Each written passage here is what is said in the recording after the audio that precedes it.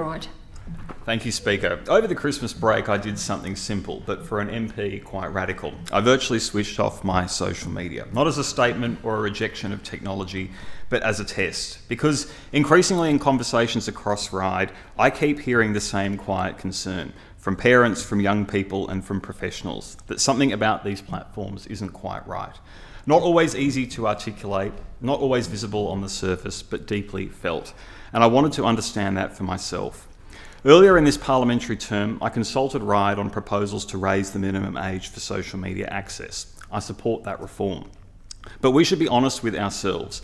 It addresses only a small part of a much larger and more complex challenge.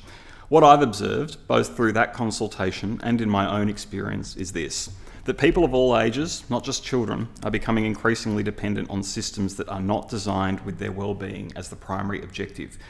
We tend to focus on the obvious harms like cyberbullying, misinformation, and time lost, and all of those are serious. But what concerns me more are the quieter cumulative effects, the ones that don't make headlines but that shape behaviour over time, like shortened attention spans, difficulty concentrating for sustained periods, changes in how we communicate with each other, and a growing discomfort with silence or being offline. And among some young people, a sense of pessimism about the future that sits uneasily alongside what should be a time of confidence, curiosity, and aspiration. These are much harder to measure, and increasingly they are hard to ignore. Now, of course, social media has its benefits. It connects people across distance, allows communities to form, and gives individuals a platform to express themselves. These are real and important contributions. But the question I keep coming back to is, why do these benefits have to become packaged within systems that are deliberately engineered to be addictive, to amplify outrage, and to keep us engaged for as long as possible? Because these platforms are not neutral. They are businesses, and their success depends on capturing and holding our attention. The more time we spend, the better for business. The more emotionally activated we are, the better for business. And the more we return seeking validation, the better for business. This is a structural feature of the model, and it raises an important question for us as legislators, such as, are we comfortable with a system where some of the most powerful influences on our behaviour are optimised not for well-being, but for engagement?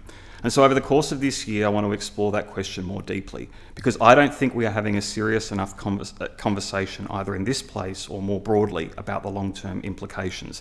And I want to examine issues like the impact on education and social development, not just for children, but also for adults, on the issues of data, how it's collected and used, and the extent to which individuals can genuinely understand or control what is being done with their information.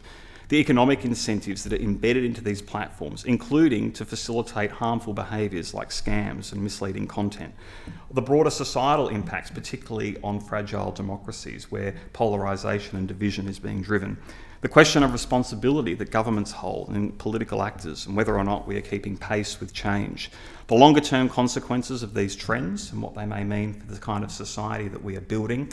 And finally, those issues that are still emerging, because I think with a degree of humility we must acknowledge that not everything is known about the impacts.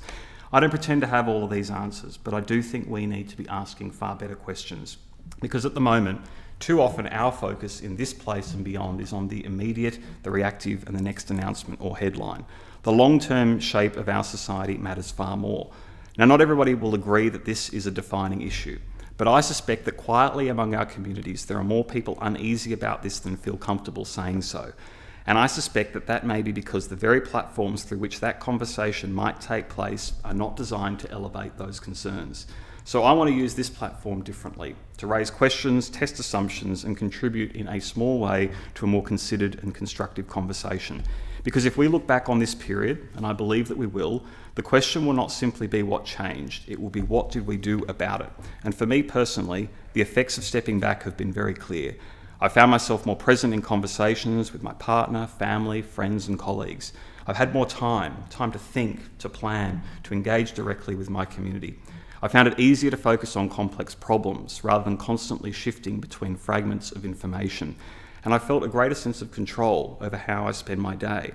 That does not mean that the answer for everybody will be to disengage entirely, but it does suggest that the balance that we currently have is not inevitable and may not even be optimal. So this is where I want to begin. Not with a fixed set of conclusions, but with a commitment to explore this issue openly, thoughtfully and in good faith. And over the coming months, I look forward to continuing that conversation, both in this place and with the community I represent, who were the nucleus for why this issue is something I'm putting on the agenda. I call the